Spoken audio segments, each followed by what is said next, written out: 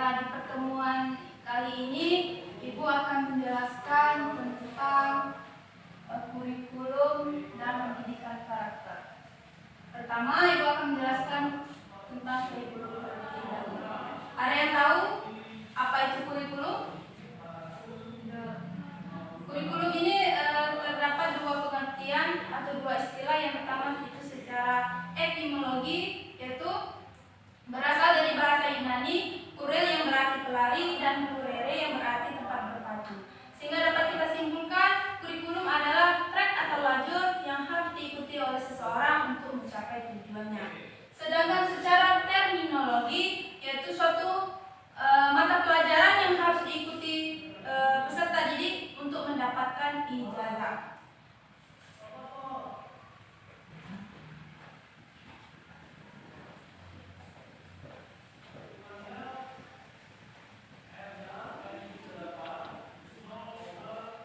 Dari kedua pengertian itu dapat kita simpulkan, kurikulum adalah suatu usaha manusia secara sadar dan rencana untuk mendidik dan memberdayakan potensi peserta didiknya. Kurikulum itu berupa rancangan pendidikan gitu. Kurikulum ini dapat kita susun sesuai dengan kondisi dan keadaan pada setiap jenjang pendidikan, dan lama waktu dalam pembuatan satu kurikulum biasanya disesuaikan dengan maksud dan tujuan dari sistem pendidikan yang sedang dilaksanakan. Oke, batas ini apakah sudah jelas tentang kurikulum? Sudah, Bu. Oke, Ibu akan bertanya, kurikulum pendidikan di Indonesia ini sudah berapa kali berubah? Ada yang tahu? Belum. Kurikulum pendidikan Indonesia ini sudah mengalami perubahan sebanyak 11 kali. Yang pertama yaitu kurikulum pada tahun 1947. Kurikulum 1947 ini merupakan kurikulum yang pertama pasca Indonesia merdeka. Yang kedua yaitu kurikulum pada tahun 1952, dan selanjutnya berubah lagi menjadi kurikulum 1964. Kemudian berubah lagi menjadi kurikulum 1968. Kurikulum 1968 ini merupakan kurikulum pertama pasca Orde Baru. Dan selanjutnya yaitu kurikulum 1975, dan berubah lagi menjadi kurikulum 1984. Kemudian berubah lagi menjadi kurikulum 1994. Kurikulum selanjutnya yaitu kurikulum 2004. Kurikulum 2004 ini diluncurkan pertama sebagai kurikulum pendidikan yang berkarakter atau KBK, dan selanjutnya yaitu kurikulum 2006 atau KTSP, dan yang terakhir kurikulum yang kita pakai sampai sekarang yaitu kurikulum K13. Oke, apakah sudah paham tentang kurikulum tadi? Sudah. Oke, kita lanjut ke pendidikan karakter. Apa sih pendidikan karakter itu? Ada yang tahu? Tidak. Pendidikan karakter adalah suatu usaha manusia secara sadar dan terencana untuk mendidik dan memberdayakan potensi peserta didik guna membentuk karakter pribadinya sehingga bermanfaat bagi dirinya dan lingkungan. Pendidikan karakter ini sangat erat hubungannya dengan pendidikan moral, di mana tujuannya yaitu dapat membentuk karakter seseorang atau karakter individu secara terus-menerus guna memperjelas diri ke arah hidup yang lebih baik. Pendidikan karakter ini berfungsi untuk menumbuhkan atau membentuk karakter seseorang, yaitu berakhlak mulia, sopan santun, ataupun memiliki karakter yang baik seperti itu. Pendidikan karakter ini bisa kita terapkan pada usia anak-anak atau jenjang sekolah dasar atau SD, dan pendidikan karakter ini bisa kita terapkan di lingkungan keluarga maupun di lingkungan sekolah. Oke, baiklah anak-anak, apakah sudah paham tentang pengertian pendidikan karakter? Sudah, Bu. Kalau sudah paham, Ibu akan lanjut ke desain sistem. Ada yang tahu desain sistem itu apa? Oke, desain sistem adalah tahapan berupa penggambaran, perencanaan, pembentukan dengan menyatukan beberapa elemen terpisah dalam satu kesatuan yang utuh untuk memperjelas satu bentuk sistem. Itu yang dinamakan desain sistem.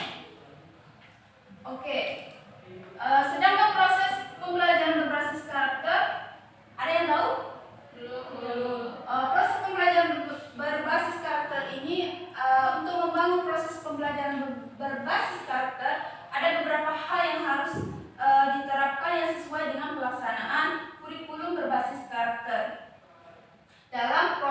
pembelajaran di sekolah. Adapun proses yang pertama yaitu berupa perencanaan, yang kedua yaitu penggambaran, dan yang ketiga yaitu evaluasi pembelajaran pada setiap semua mata pelajaran. Adapun proses perencanaannya yaitu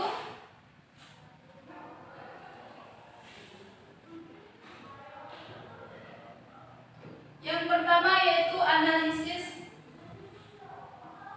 SK atau KD. Dan yang kedua yaitu pengembangan silabus berkarakter.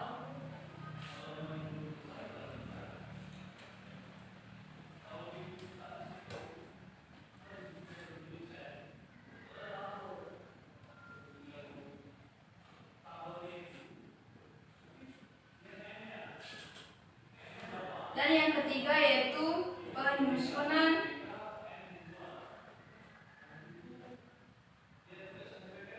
RPP berkarakter.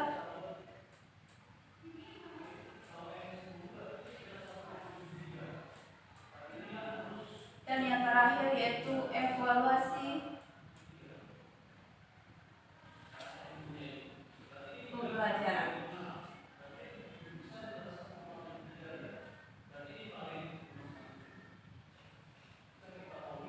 Keempat ini merupakan tahapan dari perencanaan. Oke, pendidikan karakter, kurikulum, desain sistem atau proses pembelajaran berbasis karakter. Pendidikan karakter itu sangat penting ya untuk kita pelajari di mana kalian contohnya sebagai calon seorang guru bisa menanggapi atau menyikapi karakter siswa kita yang berbeda-beda dalam satu kelas itu.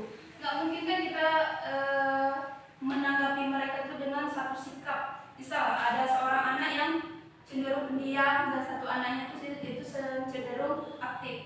Nah, kita tuh bisa tahu bagaimana cara kita menyikapi anak yang pendiam itu, bagaimana misalnya cara kita mendekati, kemudian anak yang cenderung aktif itu bagaimana kita mendekatinya. Oke, baiklah anak-anak, apakah sudah paham tentang materi yang Ibu sampaikan pada materi hari ini?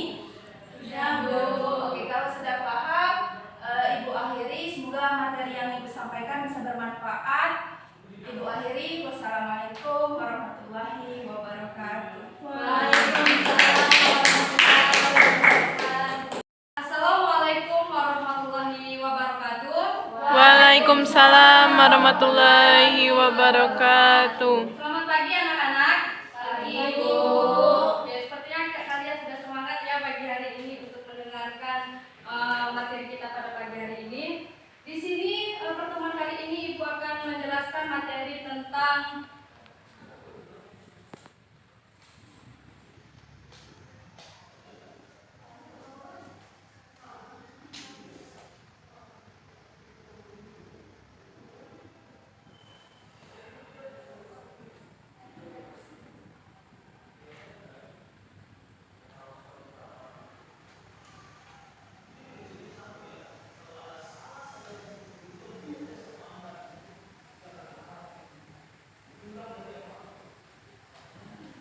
materinya yaitu tentang bagaimana membangun pembelajaran berbasis karakter. Langsung saja ya, Ibu akan menjelaskan yaitu sebelum kita memulai atau melakukan sebuah proses pembelajaran di dalam kelas, yaitu kita memerlukan di suatu usaha atau suatu rancangan dengan pembelajaran dengan matang agar media pembelajaran kita gunakan yaitu bisa secara efektif dan efisien. Oleh karena itu, perencanaan atau membangun sebuah media pembelajaran itu sangat diperlukan dan sangat dilakukan oleh seorang guru nih ketika ingin melakukan proses pembelajaran di dalam kelas atau proses mengajar di dalam kelas. Sebelumnya Ibu tanya dulu kepada anak-anak, bagaimana cara Ibu menanamkan nilai-nilai karakter kepada anak-anak? Tahu nggak apa cara yang pertama? Tidak, Bu. Tidak tahu.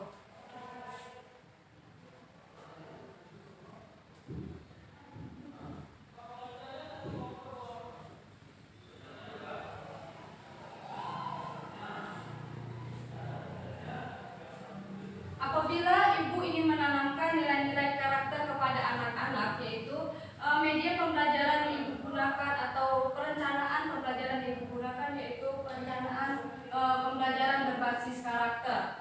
Berbasis karakter itu seperti apa? Ada yang tahu? Belum, Bu. Pembelajaran berbasis karakter. Berbasis karakter yaitu suatu materi yang mencakup fisika, watak, dan atau lain sebagainya. Menanamkan nilai-nilai karakter tersebut, kita harus memahami dulu sikap siswa itu seperti apa, watak siswa itu seperti apa. Kita harus memahami siswa tersebut. Selanjutnya, pendidikan karakter. Pendidikan karakter ini sangat perlu diajarkan kepada anak-anak, baik dari anak usia dini sampai anak-anak setelah meranjak dewasa, agar menanamkan nilai-nilai karakter itu dengan baik dan benar. Selanjutnya yaitu ibu mempunyai 2 rancangan pembelajaran berbasis karakter secara komparatif, yaitu yang pertama kesadaran,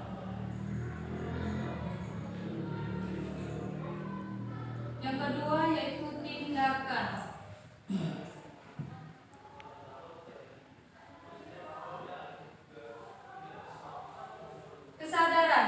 Kesadaran itu seperti apa? Kesadaran itu seperti taat terhadap Tuhan Yang Maha Esa, terhadap diri sendiri, mau terhadap lingkungan kita. Lingkungan kita seperti apa? Lingkungan kita yaitu seperti teman, keluarga, atau di lingkungan seperti teman kita bermain. Contohnya ya, ibu beri contoh tentang kesadaran. Kesadarannya seperti ini. Ibu berikan contoh kepada anak-anak, misalkan ibu memberikan tugas. Tugasnya harus dikumpul sehari Selasa. Setelah mengerjakan tugas, apakah anak-anak masih menyimpan bukunya di atas meja atau langsung disimpan di dalam tas? Ayo, Aziza. Aziza setelah mengerjakan tugas, bukunya taruh di mana? Di dalam tas, Bu. Oke, itu bagus itu contohnya. Contohnya telah bagus, berarti Aziza telah menanamkan nilai-nilai karakter yang luhur, nilai-nilai karakter yang moral. Yang kedua yaitu sebuah tindakan. Ibu berikan contoh, setiap hari Jumat kita mengadakan kebersihan. Tindakannya yaitu seperti apa? Tindakannya misalkan kita melihat Putri Rizky membuang sampah sembarangan. Apa tindakan yang kita lakukan? Oke, Puspa yang menjawab, berarti Puspa yang pintar. Berarti kita harus menegur si Putri agar membuang sampah kepada tempatnya. Kenapa harus membuang sampah kepada tempatnya? Karena kebersihan merupakan Sebagian dari iman.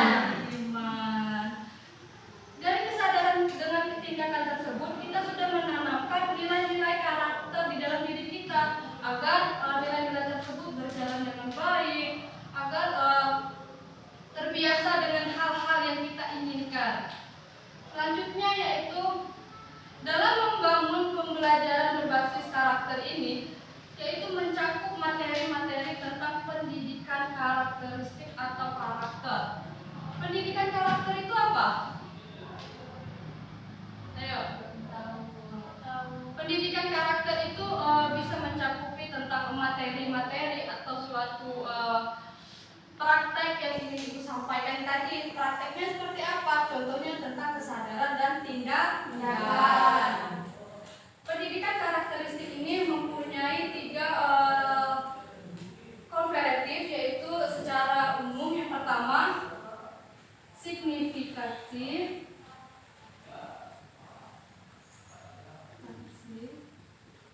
Yang kedua yaitu kepastian.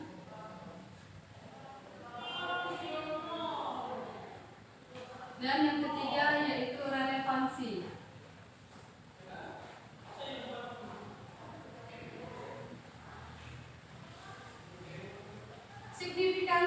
Signifikansi ini ada tahu? Tidak, Bu. Signifikansi ini merupakan media atau metode pembelajaran yang digunakan saat perencanaan pembelajaran agar bisa menjadi lebih baik lagi dan tujuan pendidikannya itu tercapai. Yang kedua yaitu kepastian. Kepastian yaitu mencakupi metode pembelajaran. Contohnya tadi, Ibu memberikan tugas kepada anak-anak. Jika anak-anak mengumpulnya pada tepat waktu, berarti kepastiannya itu ada. Berarti anak-anak telah menanamkan nilai-nilai karakter terhadap diri sendiri. Yang ketiga yaitu relevansi. Relevansi merupakan konsep dari perencanaan pembelajaran dari awal sampai selesai itu berjalan dengan baik, berjalan dengan yang tidak ada yang diinginkan. Arti anak-anak memahami dengan bagaimana cara menanamkan nilai-nilai karakter tersebut. Baiklah anak-anak, dari materi yang Ibu jelaskan tadi, apa anak-anak sudah jelas? Sudah, Bu. Sudah ya? Mungkin materi yang bisa Ibu sampaikan cukup sampai dari materi ini. Ibu ucapkan terima kasih. Kita ketemu lagi di minggu depan ya, insya Allah. Ibu akhiri, wabillahi taufiq wal hidayah. Wassalamualaikum warahmatullahi wabarakatuh. Baiklah, assalamualaikum warahmatullahi wabarakatuh. Waalaikumsalam warahmatullahi wabarakatuh. Bagaimana anak-anak? Apa kabarnya? Alhamdulillah, Ibu. Baiklah, semoga kalian semangat ya di pelajaran hari ini. Baiklah, pada pembelajaran hari ini kita akan membahas tentang strategi pengembangan pendidikan karakter. Ada berapa strategi pengembangan pendidikan karakter? Belum tahu? Baiklah, ada 12 strategi pengembangan pendidikan karakter. 12 strategi. Yaitu untuk apa saja 12 strategi itu? Tidak tahu? Yaitu ada 9 strategi untuk guru.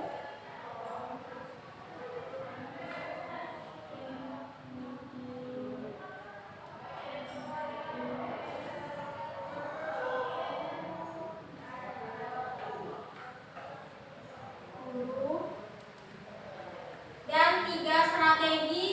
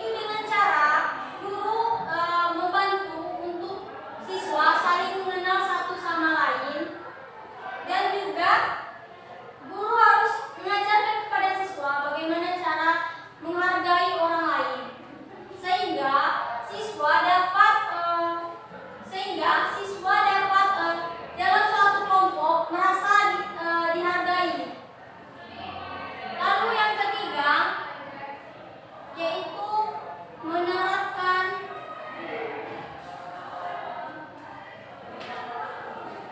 disiplin moral. Ada yang tahu nggak bagaimana cara guru menerapkan disiplin moral? Bagi kalian calon-calon guru? Baiklah, cara guru menerapkan disiplin moral yaitu dengan guru menciptakan aturan dan menegakkan aturan. Inilah cara guru mendisiplinkan moral. Lalu yang keempat yaitu menciptakan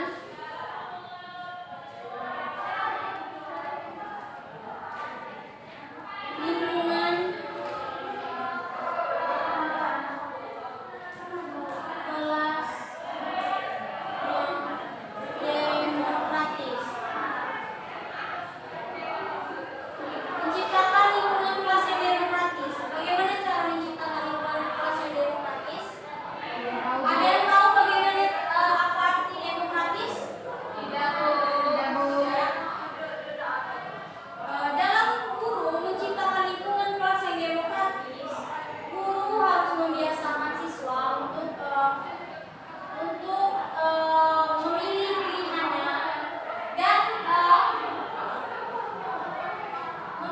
memilih pilihannya dan juga menentukan pilihannya. Bagaimana cara memilih? Seperti dalam kelompok, bagaimana cara siswa memilih teman atau seperti siswa memilih materi yang mau dijelaskan. Lalu yang kelima yaitu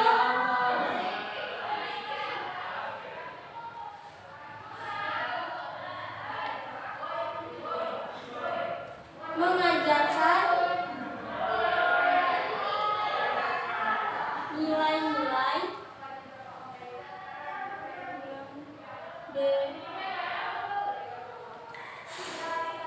nilai-nilai melalui kurikulum.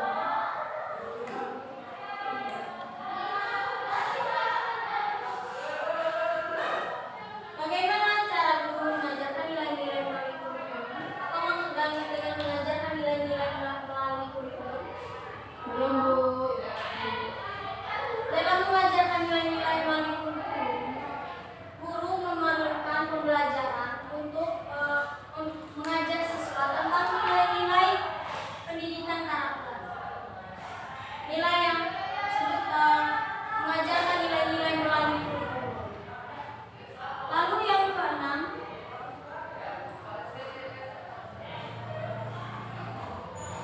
menggunakan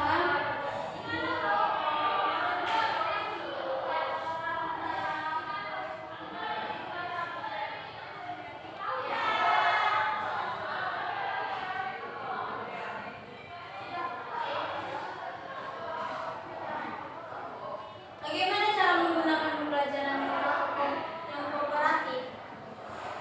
Yang tahu? Belum. Tidak tahu.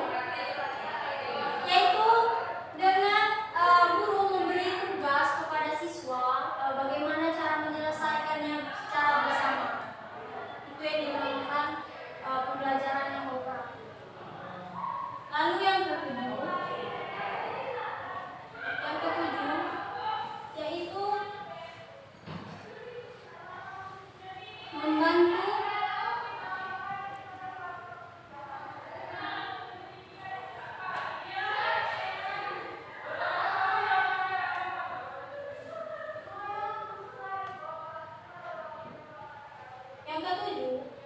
membantu kepekaan moral.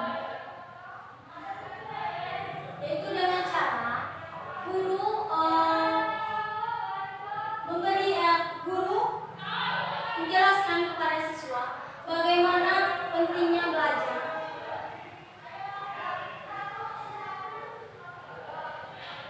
Bagaimana pentingnya belajar dan mengajarkan pekerjaan.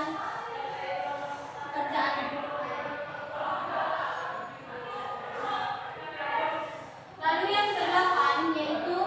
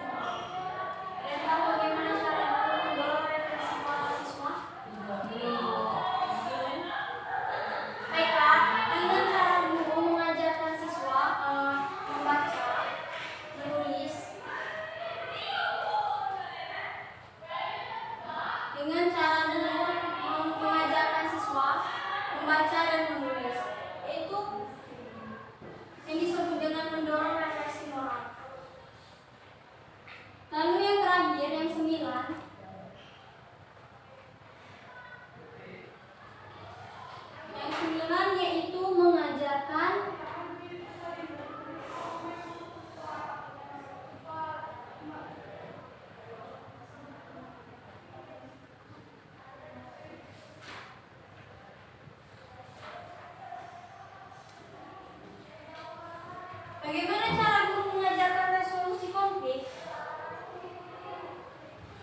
Sebagai calon guru ada yang tahu bagaimana cara guru mengajarkan resolusi konflik?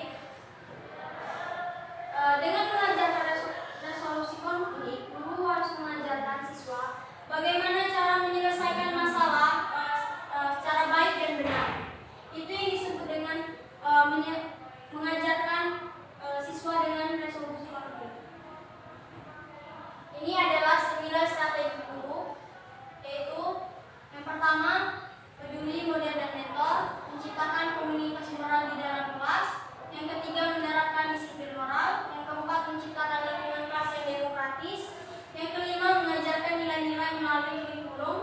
Yang keenam, menggunakan pembelajaran yang kooperatif. Yang ketujuh, membantu kepekaan nurani.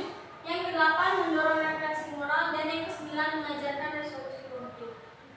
Sampai di sini ada yang mau ditanyakan tentang 9 strategi pengembangan pendidikan karakter guru? Baiklah, jika tidak ada, kita lanjut ke 3 strategi untuk sekolah.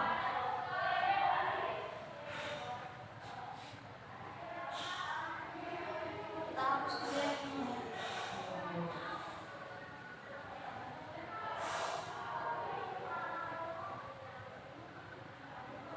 Baiklah, ada 3 strategi untuk sekolah, yaitu yang pertama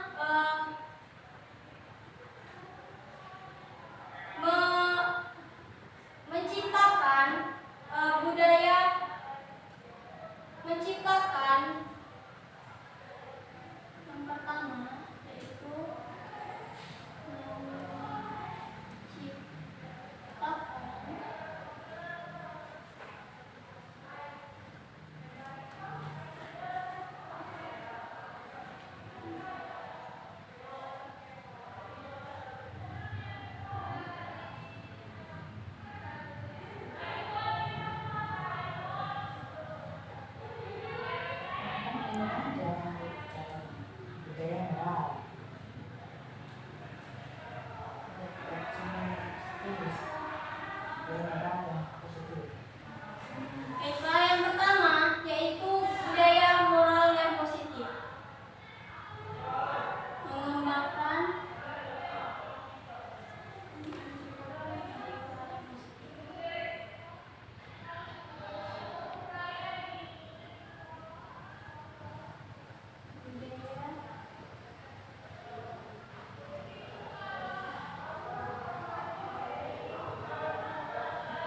yaitu memerlukan seluruh anggota di dalam sekolah, yaitu kepala sekolah, staf sekolah, dan guru, untuk mencontohkan yaitu bagaimana cara budaya moral yang positif terhadap siswa.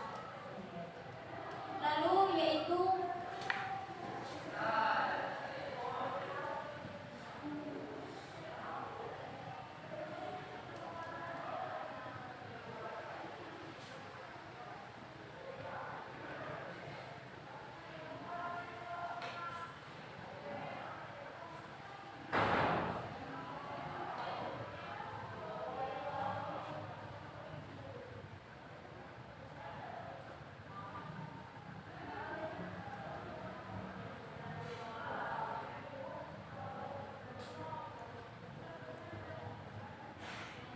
yaitu